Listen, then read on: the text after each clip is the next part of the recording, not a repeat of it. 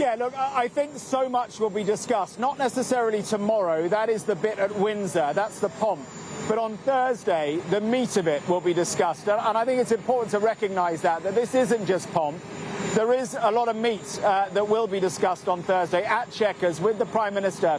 Remember, too, that it's not just the President who's here. His Secretary of State, Marco Rubio, he is here as well. Steve Witkoff, Donald Trump's kind of fixer-in-chief, the Middle East envoy, but also has been so critical, so integral in America's negotiations with both Russia and Ukraine.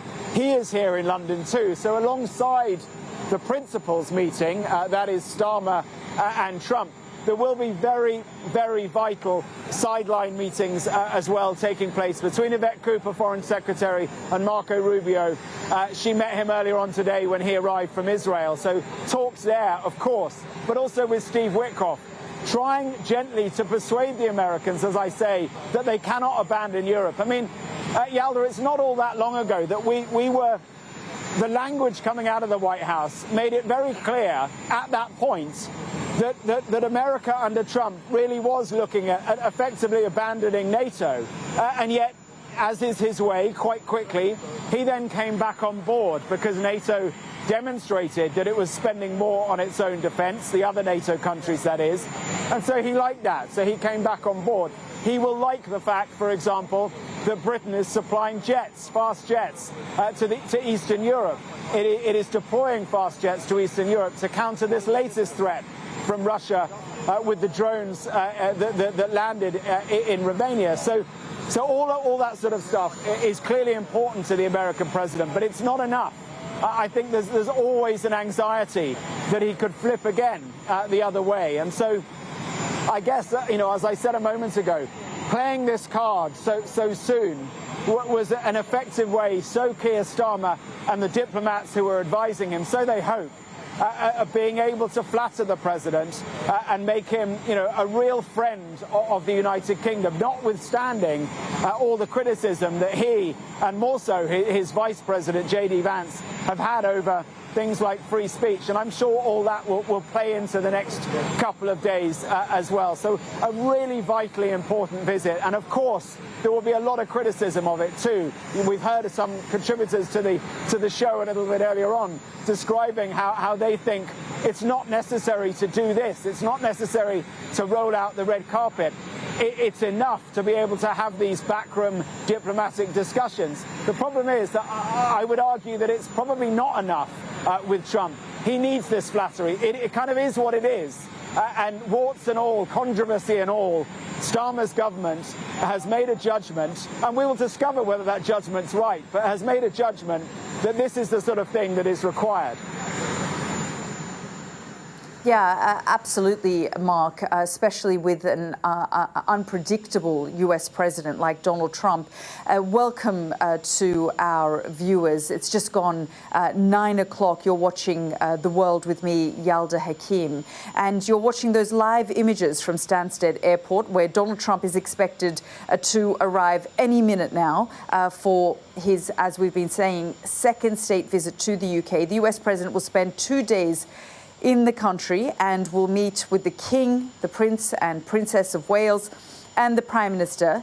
And of course, as Mark was just saying there, he's arriving at a tricky time for Keir Starmer, whose judgment really is being questioned over his sacked US ambassador's links to the paedophile Jeffrey Epstein. He's flying into Europe as we've seen serious escalations in the two wars he's promised to end in Gaza and in Ukraine. And I am currently in Ukraine. It's just gone 11 o'clock in the evening, where in the last 24 hours we've had an exclusive interview with the Ukrainian President Volodymyr Zelensky, who, knowing that Donald Trump was making this much anticipated trip to the United Kingdom, wanted to send a very clear message to Donald Trump and to his European allies, in particular to Sir Keir Starmer, that as you sit down and have these conversations, I know that Ukraine will be on the agenda. You have to remember that you must be tough on Vladimir Putin. And Mark, it was quite a conversation that I had with Volodymyr Zelensky. He wanted to make those messages very clear, not just to the British public, to the British Prime Minister, but hoping that Donald Trump would be able to hear him too. And we're just looking at those live pictures coming in from Stansted Airport, and we can see an aircraft landing. Mark, just give us a sense of what you're seeing there, because I know the Marine One is waiting. The officials have arrived, and we're expecting Donald Trump to arrive imminently there. Yes, and you can see here some of the dignitaries are waiting for the arrival of the US president. Yvette Cooper is just behind the woman in uniform. Yvette Cooper, of course, now Foreign Secretary. To her left, behind the, to her immediate left is Lord Hood, who is what's known as the Lord-in-Waiting to the King. He will greet the president off the plane. The woman in uniform there is the Lord Lieutenant of Essex, Jennifer Tolhurst. Those two officials, alongside the member of the government, the Foreign Secretary, as I say, Yvette Cooper, and behind them you can see some airmen, some aviators from the RAF regiment who are here as well. I've also seen some US Army as well. There are two US Army Chinooks that have just landed a short time ago. They, we think, will flank Marine One as it flies from here down to Winfield House in Regent's Park. And on the left of your shot there, you can see Air Force One just on its final approach here to Stansted Airport. So the beginning of 2 days, which Donald Trump certainly taken by his words on Air Force One and on the South Lawn of the White House before he left. He's excited about this moment. We know how much he loves the royal family. He's talked about his love and affection for the Queen so much, the late Queen, and also for King Charles as well. So he's looking forward to this. For him, well, to use his words, this is a fest. That's how he described it in the Oval Office a few months ago. For Britain, it's about pomp, it's about circumstance, it's about a whole load of diplomacy as well. Yeah, absolutely, Mark. And they're not holding back when it comes to the pomp and ceremony. They are pulling out every bell and whistle for this trip, because for Britain, this remains an incredibly special, significant, the most important of relationships. And so they want to ensure that Donald Trump gets the treatment that he is expecting, and probably more so. Donald Trump himself said that even before he left, he said he's looking forward to meeting with the King Charles. He described him as a friend. At the time that Keir Starmer handed that letter from the King to him, he said he has great admiration and respect for the King. He's very much looking forward to making that trip, that second state visit that has been afforded to Donald Trump. And Mark, we can see Air Force One has just landed there at Stansted Airport. Yeah, just touched down here at Stansted. It will make its way now to the end of the runway, pull back round and arrive here for the dignitaries to meet the president, and from there he'll make a short walk over to Marine One and then drive down to Winfield House. Yelda, I was looking back a few moments ago at a speech that Lord Mandelson, Ambassador Peter Mandelson, that was now fired, of course, that he gave just about 10 days ago, a few days before he was fired. Now, I mean, I think clearly his views reflect the British government's views about why this visit is so important. He was at the heart of the organising for it until he was fired for those links to Jeffrey Epstein. I'll read a bit of it to you because I think it's important. He said, "We can disagree on issues, and we do, but we cannot be fair weather friends," he said, talking about America. "Not when we want to be close partners in good times and influential voices in difficult times." And he continued by saying, this has always relied on strategic depth, not just personal interaction. So in order to get that strategic depth, whoever the president is, I think the argument by Lord Mandelson and by extension by the British government is you need that personal interaction, and that can be difficult sometimes. I mean, it's clear that the political alignment, well, there is no political alignment between the government of Keir Starmer and that of Donald Trump. But the relationship, the special relationship, is so much deeper than that. You know, countless diplomats over the years have talked to me about that. It transcends different governments. It transcends different presidents. Yes, it's come under an awful lot of strain, certainly under the first presidency of Donald Trump, and also under this one, with tariffs, with his flip-flopping on Ukraine, with his position on Gaza, Ukraine. It has flip-flopped. It has come under pressure. But the special relationship that the UK holds on to so tightly, the argument by the British government is that it transcends those difficulties and that you have to build as much as you can on the relationship that you have got. And I also think, Yalda, you know, I talked to diplomats from other countries based in Washington, and they've said over the past few months how envious they are of the way that Britain has played it with President Trump. Yes, some may see it as sycophantic. I mean, honestly, the way that Prime Minister Starmer appeared to be fawning over the president in the Oval Office was for many kind of uncomfortable. But the consequence was that Britain is in a better position on trade than any other country in the world. That may not last. He's an unpredictable president, but for now, it is good. And I think what they will want to do over the course of the next 2 days and well beyond is to build on that, and that they will hope that all this pomp, that it does build on that and that it yields results.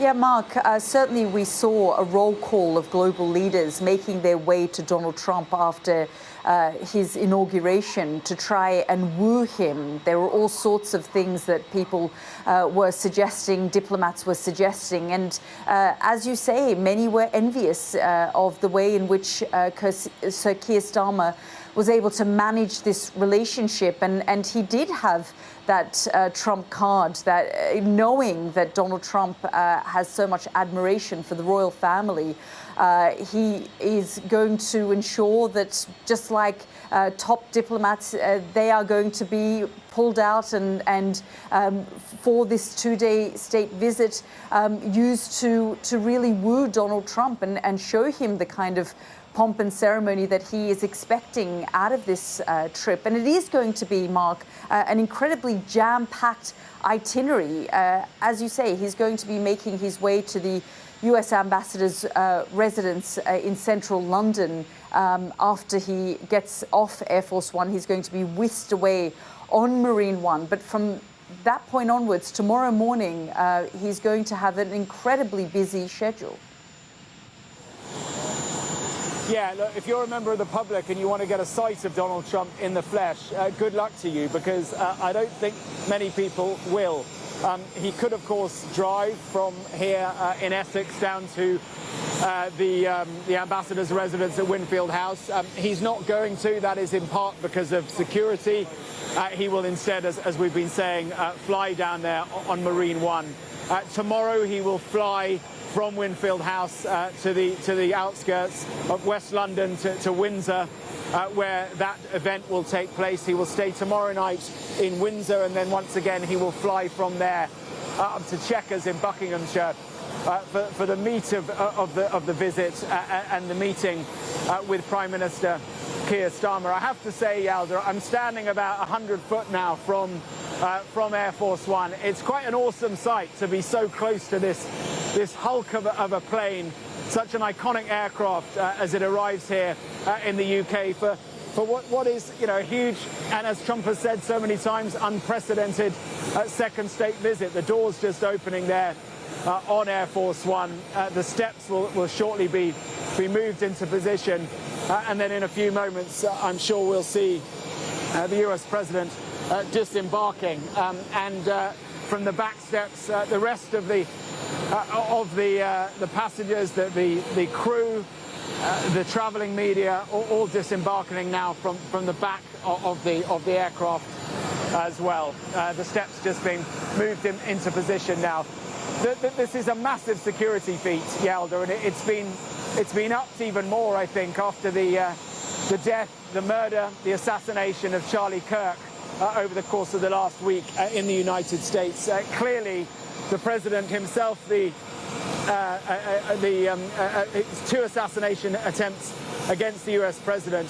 There is massive security. The Secret Service have been here in the UK for the past week, perhaps longer, going over everything. Our security was checked multiple times as we made our way to the tarmac here at Stansted, and that will continue over the course of the next 2 days as well as they keep the American president safe. But as for anyone wanting a glimpse of the president, that won't happen, I don't think. Few will see that because he will be kept away from the crowds. That is partly security. It's partly to keep him away from the protesters as well. I'm interested to know how many protesters there will be. You'll remember the last time he had a state visit, there were really quite large protests. There was that blow-up blimp of Donald Trump that was floating above Parliament Square. Will that make an outing again this time? We will see. Yeah, absolutely. Mark, you just talked about what a monumental security operation this is. I mean, when the US president moves, the security detail is absolutely extraordinary. You and I saw that in full play when he went to the Middle East. We were there on the ground. And of course, to see Marine One brought here on the back of transport aircraft to the United Kingdom so he can make that journey to the US president's, US ambassador's residence.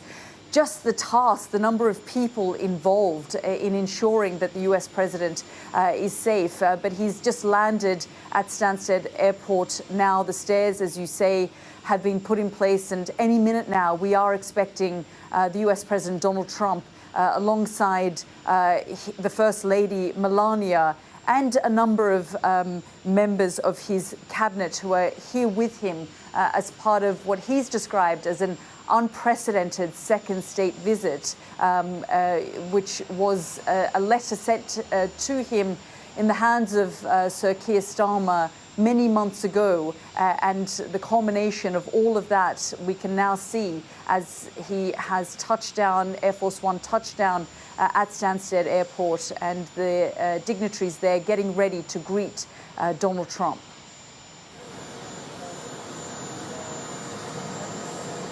Yes, and you know, for all the talk, Yelda, of red carpets, I'm a little surprised there isn't one here. When he arrived in the Middle East, there were red carpets, there were purple carpets, all the rest of it. I mean, you know, the Middle East is a little different from the UK, perhaps a little more gaudy than here, but no red carpet for the president here. But you can be sure that at Windsor, I think they will more than make up for that. But yeah, we can see the dignitaries taking their positions now at the base of the steps, and I'm sure that we will see the president emerging in that doorway in the next few moments. That's right. And as you were saying, yeah. Sorry, go ahead, Mark. No, go ahead. No, go on. No. I was just going to talk about the dignitaries that we are expecting there to welcome Donald Trump. He will be greeted by the US Ambassador Warren Stevens, as well as the British Foreign Secretary Yvette Cooper, who will be there to welcome Donald Trump at the start of his second state visit to the UK. But Mark, over to you. Yeah, and also the King's Colour Squadron from the Royal Air Force Regiment lined up here alongside the dignitaries. Representing the government is the Foreign Secretary, Yvette Cooper, and then alongside her we've got Lord Hood, who is the Lord-in-Waiting to the King, and the Lord Lieutenant of Essex as well, Jennifer Tolhurst. Those are the three officials who will be the first to greet the US President as he descends the steps here. And we're seeing also, I've just seen coming out of the back steps, the most important people within Donald Trump's administration who have travelled with him here. His Chief of Staff, Susie Wiles, she has arrived in the last few moments. His Director of Communications, Stephen Chung, just getting off the plane. And there is the President and the First Lady, Melania. That's right, Mark. We can see those live images now. It's just gone about 9:20 in the evening. US President coming down those stairs with the First Lady Melania to be greeted by, as you say, the US Ambassador Warren Stevens, as well as the British Foreign Secretary Yvette Cooper and the Viscount Hood, the King's Lord in Waiting. So you can see those images there, Donald Trump meeting with the US Ambassador as he makes this unprecedented second state visit to the United Kingdom. Much anticipated trip following Sir Keir Starmer's invitation to the US President many months ago when Donald Trump first re-entered the White House. Sir Keir Starmer was one of the very first global leaders to visit him and make it known that this is a special relationship that they want to continue to strengthen. So this is an important trip for the United Kingdom. Donald Trump says he's very much looking forward to the pomp and ceremony. He's expecting that. And he's very much looking forward to meeting with King Charles. Before he left Washington, he described King Charles as a friend. And he's often showed great admiration for the royal family. He's also expected to visit the tomb of the late Queen Elizabeth. But we can see him there with the First Lady, hand in hand, and being directed towards Marine One, where he will be whisked away to make a short trip to central London, where he will be spending the night at the US Ambassador's residence, Winfield House in Regent's Park, before the events of the two-day visit begin. And Mark, we were saying there that this is going to be a jam-packed trip. The royal activities will begin with formal greetings by the King and Queen Camilla, along with Prince William and Princess Catherine at Windsor Castle tomorrow. But tonight he's going to rest at the US Ambassador's residence in central London. Yeah, and a reminder there, just as he got off the plane and walked to the helicopter, that this is a state visit. This is primarily a royal occasion. This is not government to government, although of course it is all about that. But the person who greeted him first off the plane was not Yvette Cooper. She was just after. It wasn't the Foreign Secretary, it wasn't a representative of the government. It was Lord Hood, the Lord in Waiting to the King, and it was he who then escorted the President to the helicopter. So a sort of clear reminder there that this is about the royal visit. This is about this is a state visit. I thought that was interesting. What was also interesting, Yalda, was the length of time that Yvette Cooper shook the President's hand for. It must have been, it was at least 5-10 seconds. This from a woman who, not all that long ago, before she was in government, called Donald Trump inflammatory and ignorant, who had such criticism of his language over women. She, of course, a champion for women's rights, and yet felt able and keen to criticize him out of government. Now, of course, she finds herself as Foreign Secretary. The other thing I think is interesting is then when he was last here for his first state visit, she was very critical of that. She said it shouldn't have happened because Donald Trump was alienating allies, was a threat to democracy. Well, that, I think, is a very clear indication of how things have changed, because Trump, in his second presidency, has proved that if you're not close to him, if you're not in, you're out. And so that is why, that kind of gets to the heart of why this royal trip, this state visit is so important, why it's happening, because Britain has taken the view that you don't just need to be close. It is in Britain's vital interest to be as close as possible to the US president. As one senior diplomat said to me today, everything that isn't American leadership is worse. And that, I think, gets to the heart of what all this is all about. Indeed. And Mark, we're just looking at those live images of Donald Trump and the First Lady Melania Trump in Marine One, about to take off and head to central London. Let's just bring in our international affairs editor, Dominic Waghorn, who is in central London for us, where we are expecting the president to arrive shortly after he takes off from Stansted Airport. And Dom, we are expecting Donald Trump to head your way, and he will be spending the night there at the US ambassador's residence before the official proceedings begin, the royal activities tomorrow. Yeah, he's going to be getting here probably around 20 to 30 minutes. It's that long that it should take for a helicopter to fly from Stansted to the lawns in front of Winfield House behind me. And as you can see, it's a very secluded spot. It's an enormous neo-Georgian mansion right on the edge of Regent's Park. It has the second biggest garden in London after Buckingham Palace, but actually it's very hard to get a view of it. As you can see, that's as close as we can get here. And of course, if you're trying to keep an American president, a controversial American president, away from the public eye, away from those troublesome protesters, any sign of controversy and opposition to his visit, it's a good place to bring him on his first night. So it also has a huge lawn that Marine One can land on in front of the mansion. He'll spend the first night here, and then he's off to Windsor and then off to Chequers. And as he comes here, the British government is preparing for this unprecedented second state visit. No elected leader has been given a second state visit in British royal history. Not even, if you go back to Ronald Reagan and Mrs. Thatcher back in the 80s, very, very close political bedfellows, if you like. Not even Ronald Reagan got a second visit. And that, I think, is sort of at the heart of some of the controversy around this visit. There are those who would say that it is going too far to give this president a second state visit. He had one, he shouldn't get any more, and to do so is just to be too sycophantic towards him. If you talk to veteran diplomats, they are kind of divided over the wisdom of giving him a second visit at all.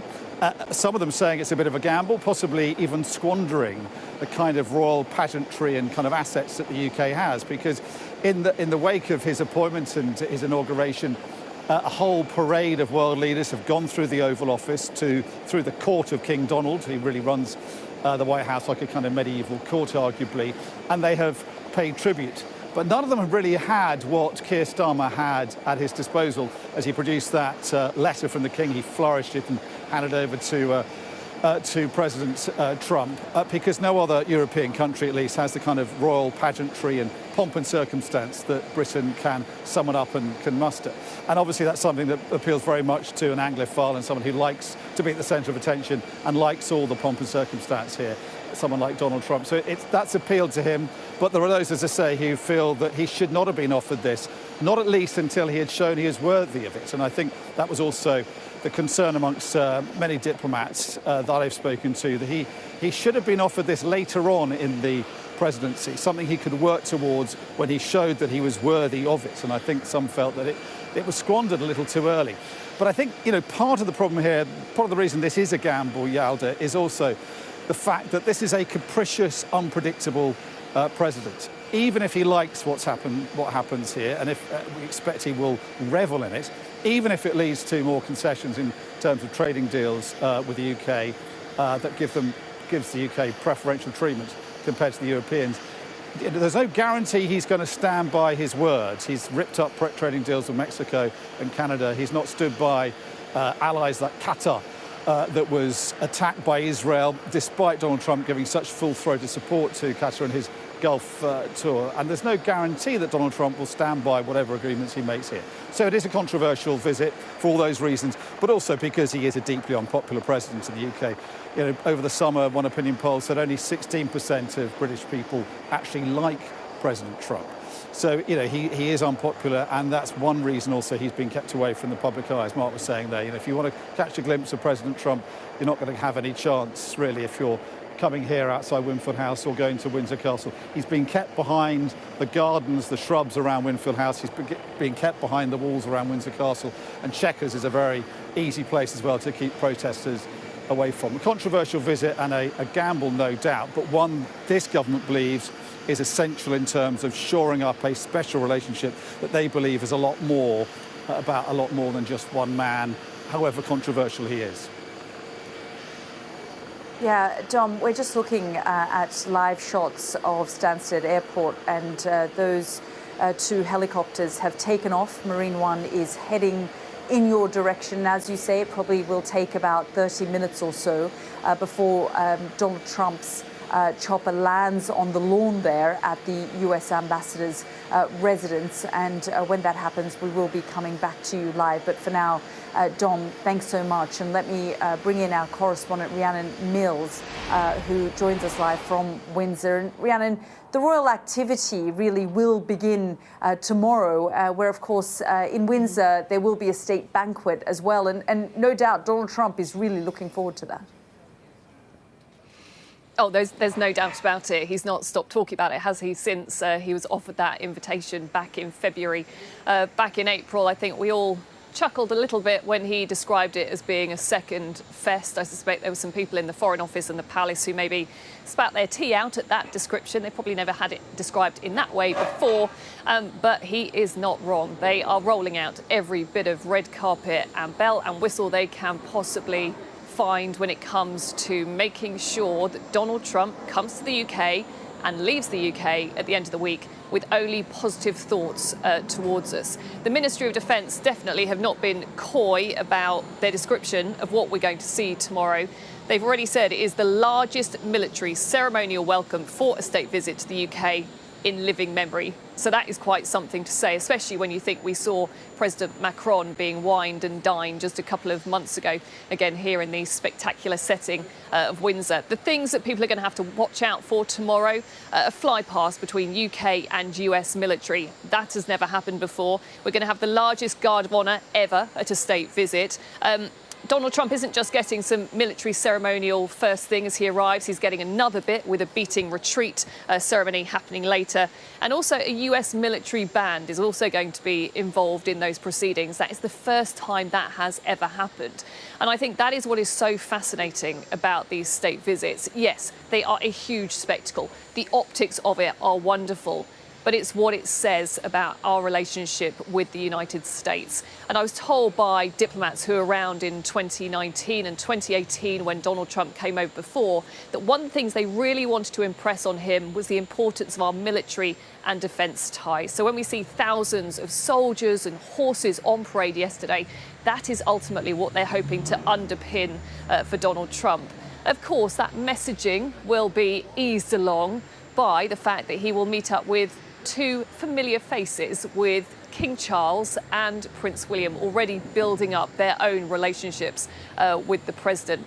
The president has had nothing but lovely things to say about King Charles, describing him just before he left as a friend. You might remember he also met up with Prince William in Paris in November last year. There was quite a funny moment when there was a photo op when he basically described Prince William as a great guy, which means I think tomorrow we are going to, well, have a bit of a field day when it comes to the body language and the lip reading to see exactly what those interactions are all about. Of course, some people will feel uncomfortable about the fact we're rolling out the red carpet in this way. Diplomats say this is absolutely essential, and that is why tomorrow we will see the royal family out in force, really as our diplomats in chief. Yes, with the Prime Minister on their coattails to make sure the Prime Minister is happy with what he sees over the next few days. Rhiannon, thank you so much. And of course, tomorrow we'll be coming to you for all the coverage. Well, let's take you back to live images now of Marine One, which is making its way to central London. I think we can show you that. Or perhaps we've moved on from those images, but Donald Trump is travelling on Marine One, as we just saw there, to central London. And I just want to, there we go, we can see it now from a little earlier. Marine One taking off from Stansted Airport with Donald Trump and the First Lady Melania, where they will travel to central London. A short trip, about 25-30 minutes or so, where that chopper will land on the lawns of the US ambassador's residence, where Donald Trump will be spending the night before the official proceedings begin tomorrow. The royal activity will begin, and those are the latest images. sorry to interrupt that interview with Volodymyr Zelensky. You can watch the full interview on our YouTube channel and online. We've interrupted it because you can see preparations there at the US ambassador's residency that Chinook there waiting for Donald Trump, and Marine One is about to land any minute now on the lawn of the US ambassador's residence. We showed you earlier the images of Stansted Airport following Donald Trump landing and touching down there alongside the First Lady Melania and a number of key members of his cabinet. He then made a short trip on Marine One to central London to the US ambassador's residence, and you're looking at those images now of Winfield House, where we're expecting Donald Trump to arrive any minute now. Let's bring in our international affairs editor, Dominic Waghorn, who's in Regent's Park, just outside the residence, waiting for the chopper to arrive. Dom, we are expecting the US president to arrive any minute now, and I can hear that Chinook waiting there for Marine One to land. Yeah, to give you an idea of what we're looking at, we're looking from the terrace of Winfield House onto the huge lawn below it. I mean, it's an enormous garden. It's the second biggest garden in London, outside of Buckingham Palace. And I was on that terrace a couple of years ago, Independence Day celebrations, and at the end of that lawn, Take That was performing, to give you an idea of the kind of place we're talking about. We now have a Chinook helicopter on that lawn, and it is waiting and preparing for the arrival of Marine One. I think the Chinook now has taken off in the skies behind me, so it's taken off from the lawn of Winfield House, and it's now flying westwards over London, and we are expecting Marine One. That is the official helicopter transport of the President of America to now fly in and presumably land in the same spot. So it will have taken probably 20 to 30 minutes for Donald Trump to make his way in that helicopter from Stansted. Normally Marine One flies with a decoy, so we could see two helicopters with the Marine One insignia on them make their way over North London and then come into land. Presumably only the one carrying the President will land, and then we'll see Donald Trump come out of Marine One. We're normally used to seeing him come out of that aircraft on the lawn in front of the White House, but we'll now see him coming out onto the lawn of the American ambassador in London here at Winfield House, and he will then go into the neo-Georgian mansion that was built for an American heiress in the 30s, built in 1936, and now is the official residence of the American ambassador. A really grand building, a building that is portrayed by another stately home in Britain in the Diplomat series, if you're familiar with that.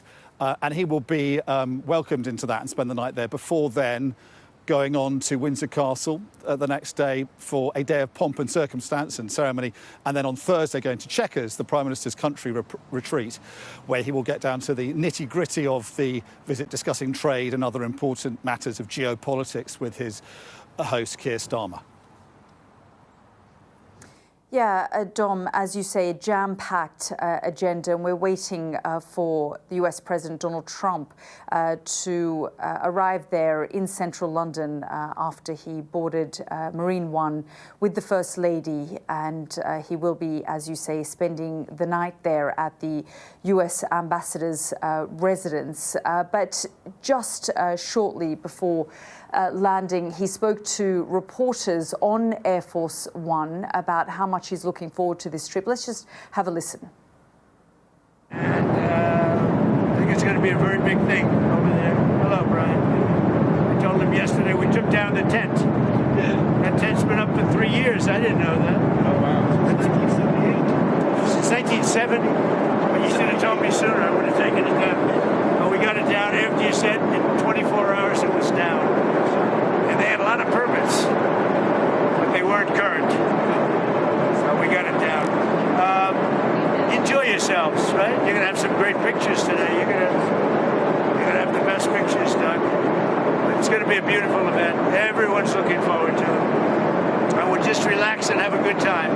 Country's doing well. Stock market setting all sorts of records. And I think there's never been a time like this. We had the horrible tragedy, but we're going to have to do something about that. We can't let that happen.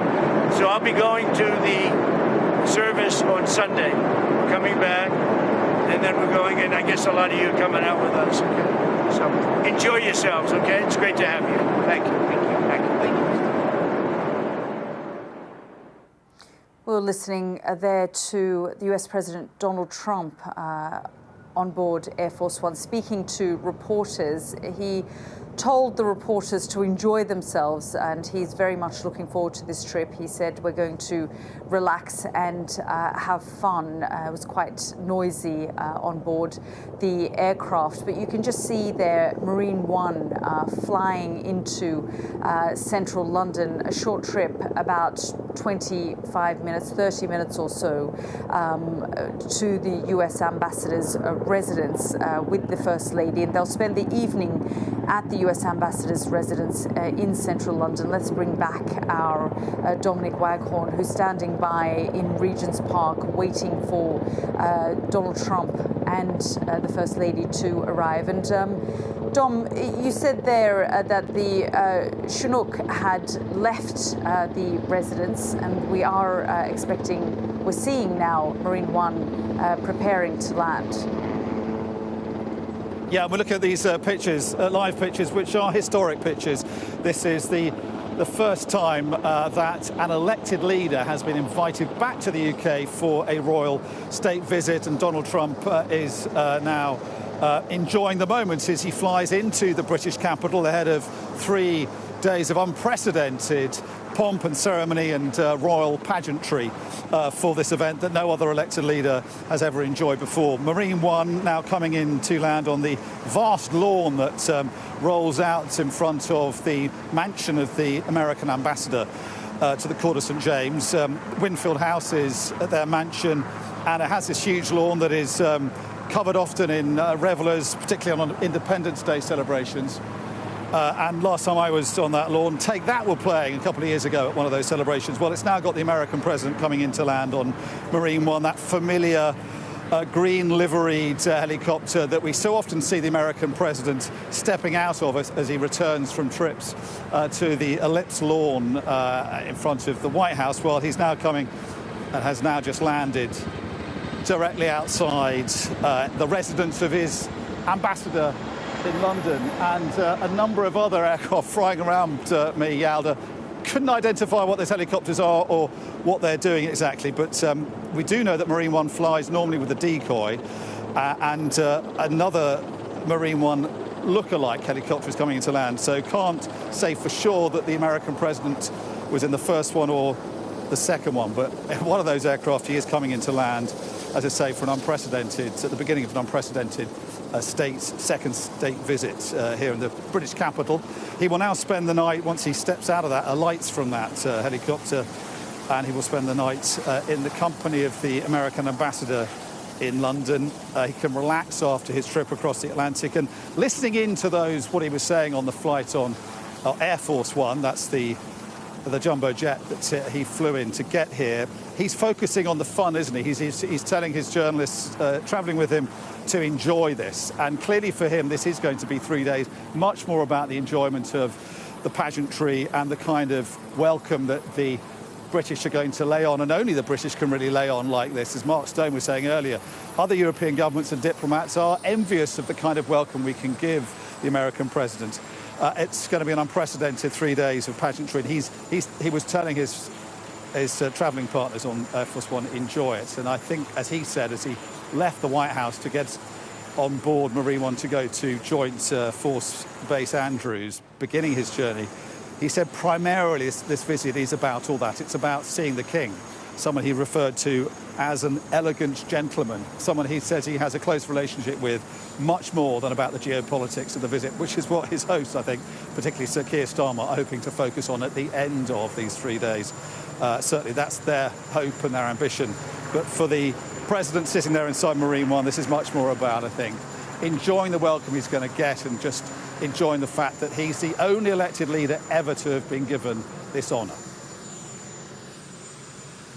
Yeah, Dom, as you say, quite historic images we're seeing there of Marine One, which has just landed on the lawn of the US ambassador's residence, where, as you say, he will be spending the night with the US ambassador, in the company of the US ambassador. And really a big moment for the British government, as well as Sir Keir Starmer, who took that letter from the King to Donald Trump at the Oval Office and presented it to him, knowing how much admiration Donald Trump has for the royal family. And as you say, he described King Charles as an elegant gentleman, a friend, and he talked in Air Force One to reporters about how much he was looking forward to this trip.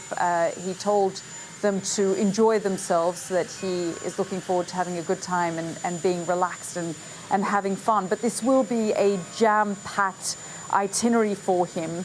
He will be travelling tomorrow morning to Windsor Castle, but we can see now Donald Trump just disembarking from Marine One with the First Lady, Melania Trump. And for him, he's very much looking forward to the pomp and ceremony, Dom. He's made that quite clear.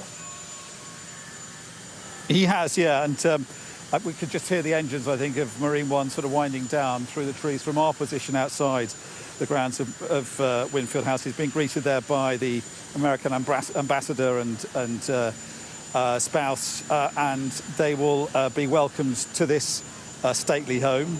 And it's the first of 3 stately homes, if you can call Windsor Castle a stately home, that he will be hosted at. And as you say, the focus for him will be, I think, the fact that he is going to be the only elected leader to be given this privilege of a second state visit.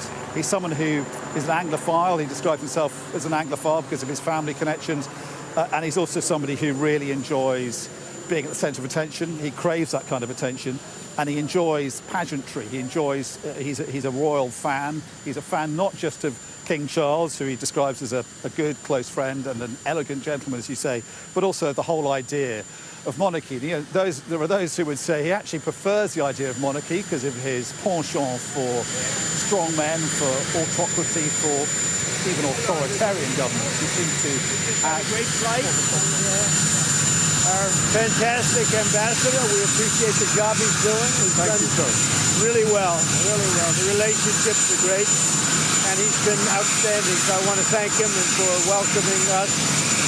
We had a good flight. A lot of people came with us, and tomorrow's going to be a very big day, Mr. Ambassador. Mr. President, it's going to be an historic day. It's going to be great. Thank you all very much. I love it. Well, I love it. I love Turnberry. I love Aberdeen. I have a lot of things here that they warm my heart. I want to tell you, it's a very special place. Great place. Well, we're going to see him tomorrow, and he's been a friend of mine for a long time, and everybody respects him, and they love him. Thank you very much.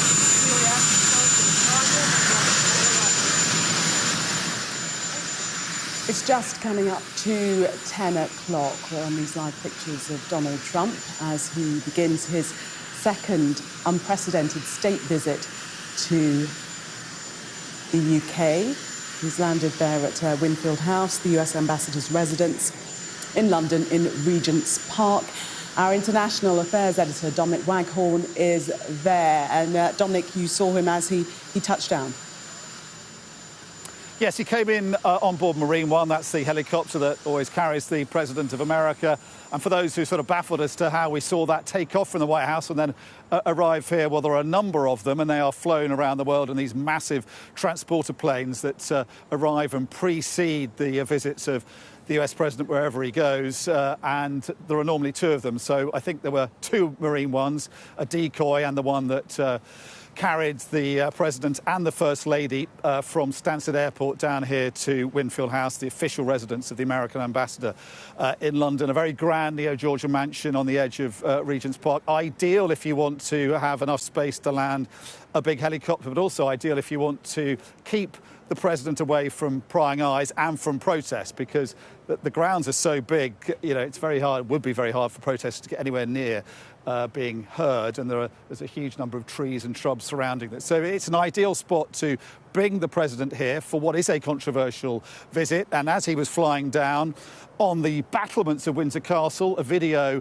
highlighting the links between the American President and the infamous paedophile Jeffrey Epstein was being played onto the walls of Windsor Castle before the police, I think, were able to shut it down. I think that highlights the controversy around this visit, the protests. And I think what we're going to see is a fairly short itinerary, but an itinerary that will keep Donald Trump away from protest, away from controversy, and keep him very much at the centre instead of a lot of pageantry, a lot of British military ceremony and the royal family paying host to him. And at the end of that, we're going to have more political discussions that his British host, Sir Keir Starmer, and his ministers hope will focus on things like trade. Those areas that Britain and America can agree on, while I think bearing in mind and being mindful of the fact there are many areas where there are widening differences between this government and the US president.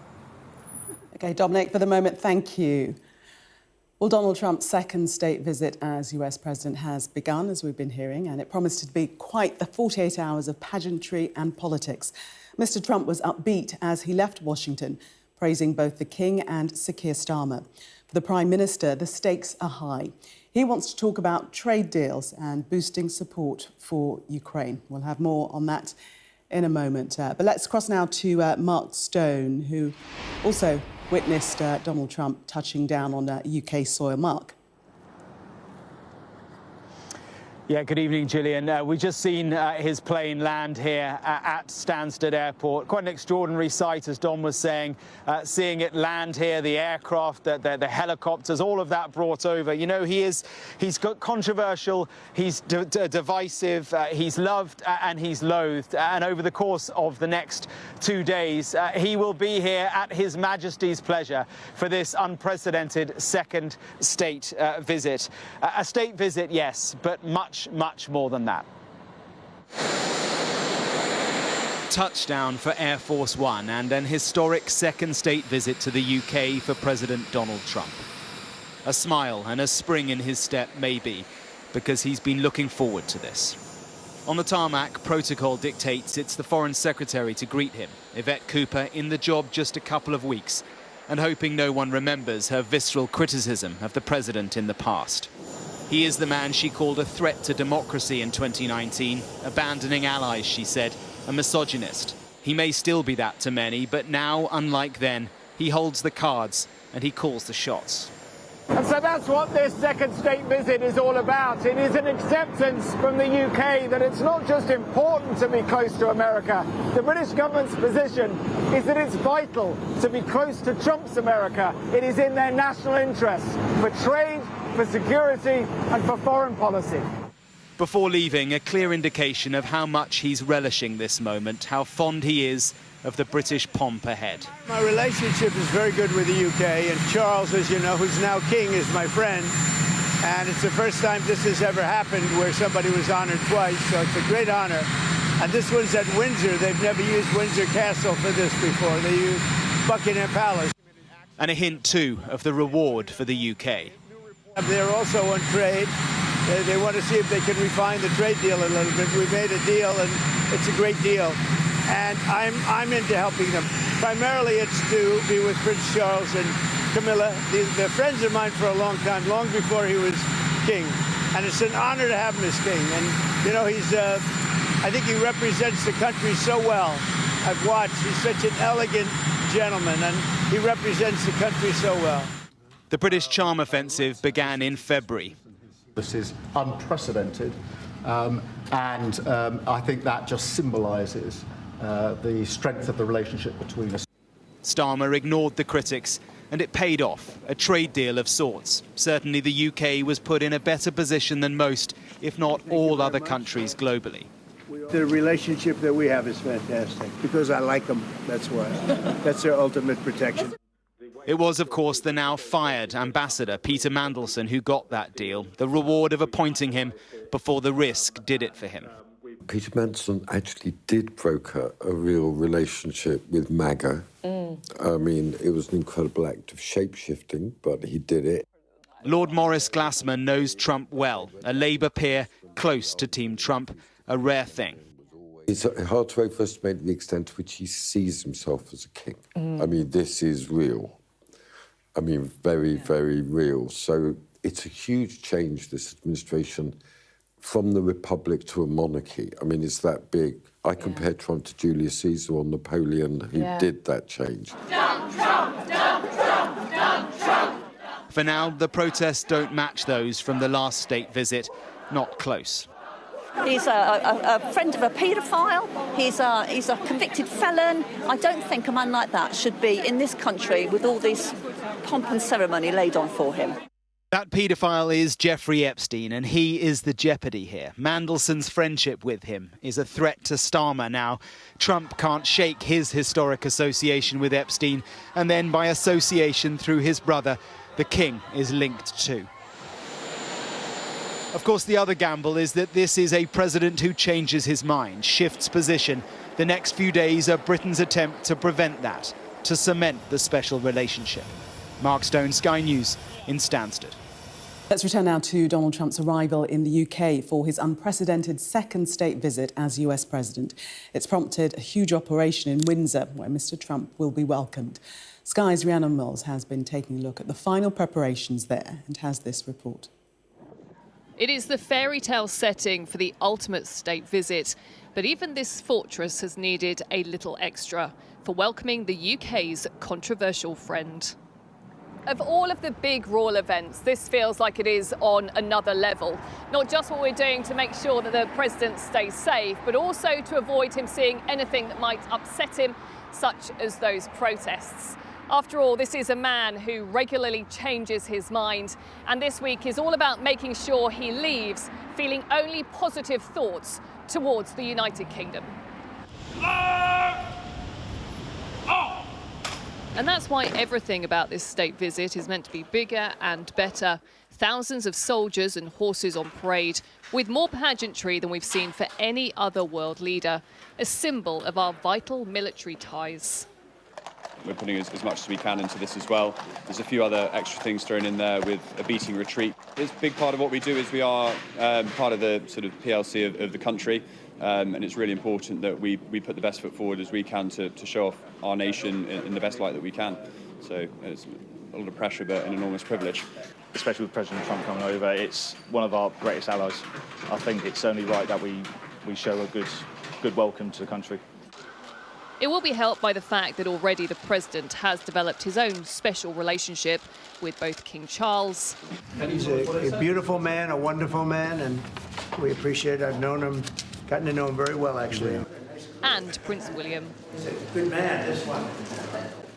But Prince Andrew will be absent. Heavily involved in Trump's last state visit, he does live on the Windsor estate, but now no longer a working royal because of his own links to the paedophile Jeffrey Epstein, a scandal that Trump really doesn't want to be reminded of.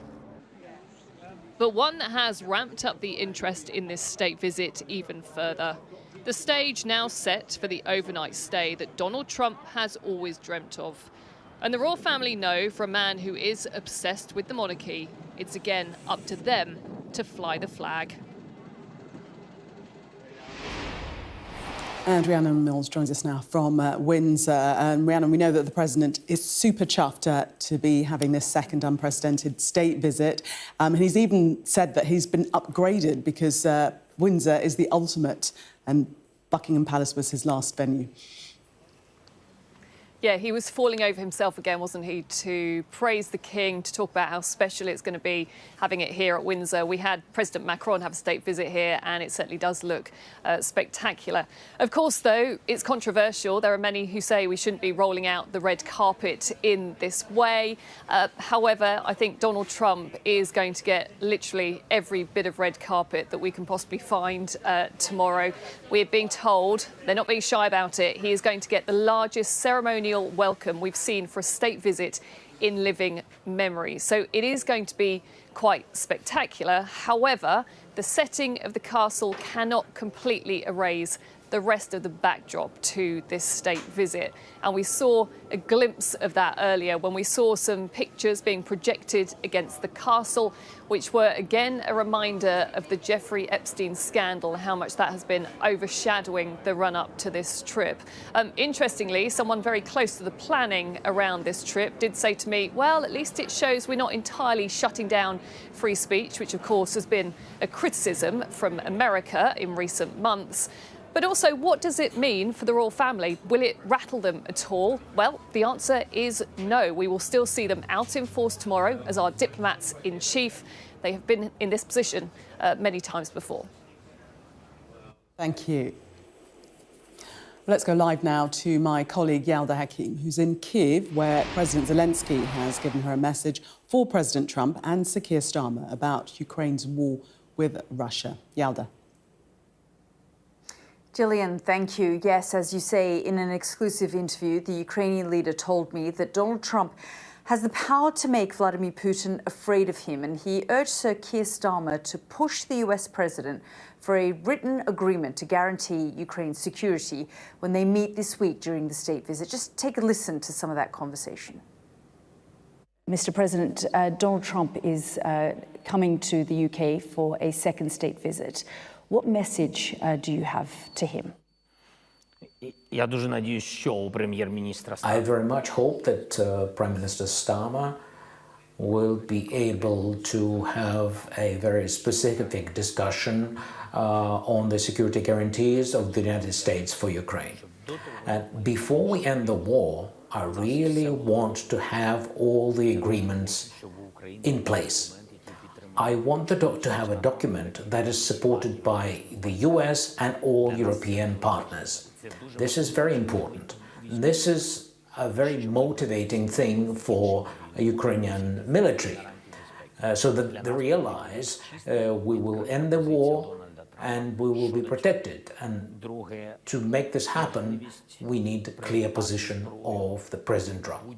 Next, we should be able to buy any weapons, except the nuclear weapons, of course, from the United States. Important weapons, missiles, rockets, etc. For us, this is very important. And the third point, strong personal steps made by President Trump to stop Putin. So, Yalda, as well as all of the pageantry, there's some serious politics at stake, isn't there? Yeah, absolutely. And no doubt foreign policy will take centre stage on the second day of Donald Trump's state visit. And Volodymyr Zelensky wants to make sure that he is top of the agenda, and he wants his needs, the sorts of things that he talked about, the need for more weapons, tough sanctions against Russia, and something that gives him a clear idea of what sort of security guarantees the United States under Donald Trump and European leaders are likely to offer him. So he's hoping that message from him has been heard loud and clear, and that is why he granted us that exclusive interview here in Kiev. But just a reminder, you can watch my full interview with the Ukrainian President Volodymyr Zelensky by scanning the QR code on your screen. Yalda, thank you. And we will, of course, have full coverage of the state visit throughout the day tomorrow, right here on Sky News.